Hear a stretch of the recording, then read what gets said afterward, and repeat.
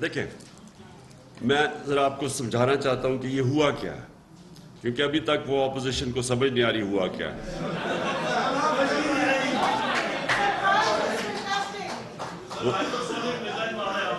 نہیں،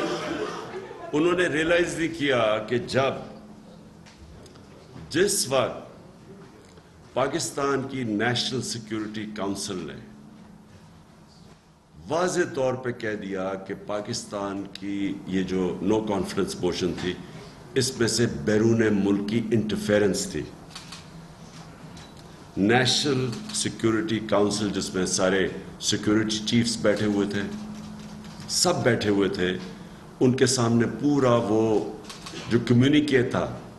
پاکستان کے ایمبیسڈر امریکہ میں اور ان کا جو ڈونلڈ لو جو بھی ان کا ریپرزینٹیٹو تھا، اس کے سارے یہ آفیشیل میٹنگ تھی۔